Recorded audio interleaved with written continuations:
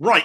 Keir Starmer, he's back to interfering in Labour candidate processes once again, and this time he's had the biggest backlash from local Labour members yet for doing it. This time we're talking Broxtowe in Nottinghamshire, formerly the seat of ex-Tory but still ever-present loudmouth Anna Soubry, one of the Tories who left to join up with some of the Labour writing form Change UK. My goodness, they're cropping about a few of my videos all of a sudden lately, aren't they? They got more press off me now than they ever did when they existed as a thing. Perhaps like her former Change UK colleague Luciana Berger, she'll soon join Labour and perhaps get another chance to rejoin Parliament. Goodness knows, Keith wouldn't say no, would he? And it's that kind of thinking on his part, his decision to keep parachuting in candidates he favours, his faction select, that has led to the blow-up in Broxtowe. For the last two elections, Broxtowe Labour have selected a chap called Greg Marshall, a local man born and raised in the area, long-standing county councillor, outspoken critic of the current Tory MP Darren Henry, originally from Bedford, so not local either, another parachutee. Greg's a staunch trade unionist. Even right-wing unions nationally are raging over this. He ran food parcel deliveries during the pandemic, got volunteers involved. In fact, his and others' work in community organising has been so good it's been nationally recognised and is now referred to as the Broxtowe Model. Such has been the success not only of delivering for communities, but putting the Labour Party at the heart of them. He's exactly the kind of candidate Labour needs, should snap the hand off to have representing them. But he's of the left, isn't he? He said it plain and clear in his response statement to not even being longlisted, that he's been blocked because the party knew he would win. It's not about winning an election for Labour under Starmer anymore, it's about control. A socialist candidate in Starmer's Labour, he doesn't want that, neither do his handlers like Mandelson. What has insulted local Labour members just as much as Greg Marshall's snub, however, is the crowing of somebody claiming to have been shortlisted for Broxtowe. Anna Joy Rickard would appear to be the anointed candidate for Team Keith, or one of three anyway. She has tweeted out that she is proud to be shortlisted to be Broxtowe's Labour candidate. Broxtowe shaped me into the person I am today, and my work here began a lifelong pursuit to create opportunities for families and communities. I now want to use my skills and experience to turn Broxtowe red, she said. Now, on the face of that, you'd think we're talking about another local person here, somebody intimately familiar with all things Broxtowe. But as a former secretary for the Broxtowe constituency Labour Party said on Twitter, I was the CLP secretary for Broxtowe 2017 to 2021. I have never heard of this person.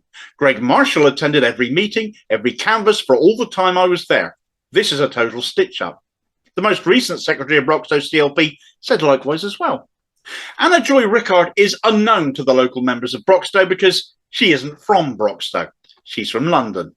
She's got a parachute very firmly strapped to her back and is talking utter twaddle. If she was so fond of Broxtowe, if it was this huge influence on her life as she's implied, why did she run to be the Labour candidate in High Peak in Derbyshire just last November? She lost out there. She simply hopped to the next available opportunity. She's lost her seat on Hackney Borough Council after 8 years for Labour there last May to a Green. So perhaps that freed her up to stand somewhere as an MP. Anywhere will do, it would appear. Oh, and her day job?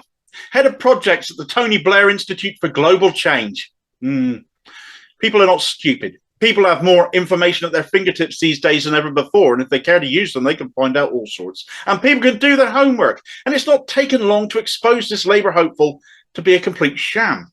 Even her comment about shortlisting is false, because no shortlist has yet been produced for Labour in Broxtowe, unless she's had assurances from London Labour that things are getting fixed in her favour. One of Labour's greatest attack lines on the Tories in Broxtowe has been about them having dumped a candidate from out of the area on them who has no idea about the needs in Broxtowe. Now Labour itself are looking to do likewise by bidding off the twice selected candidate who is local in favour of a Starmerite, a Blairite from somewhere else too. Red Tories. The name sticks because it's true.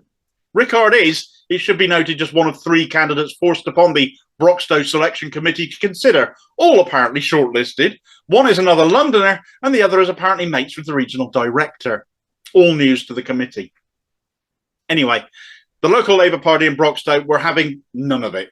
First, the selection committee, those few on the executive who decided to take an interest and select their candidates functionally, upon hearing all of this rigging, resigned entirely from the selection process. They issued a statement saying the constituency party has been sidelined throughout the entire process, and our choice of candidates has clearly been rigged to suit the leadership's preference.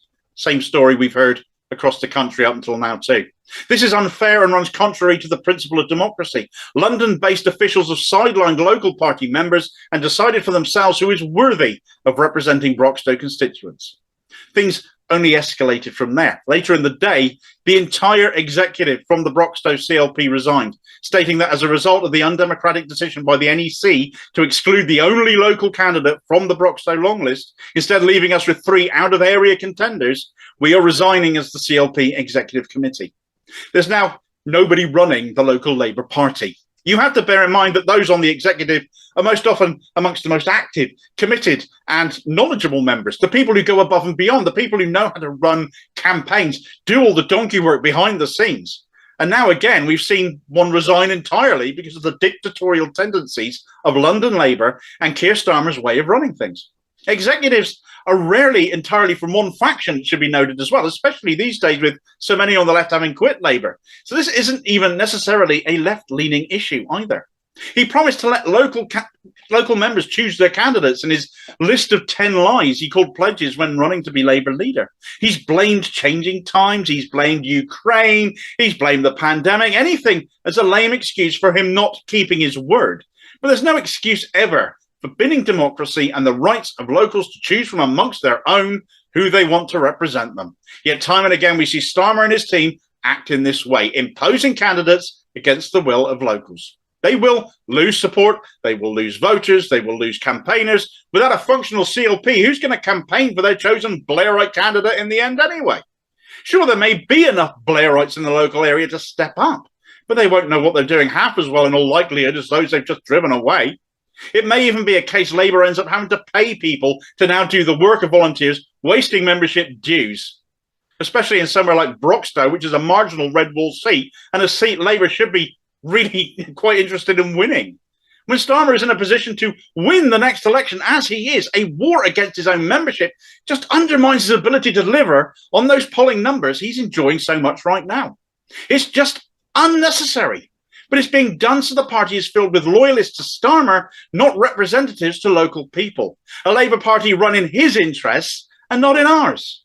Power in the party is more important than power across the country to these people. They are quite bonkers. The right wing cementing themselves as being in charge of Labour forever.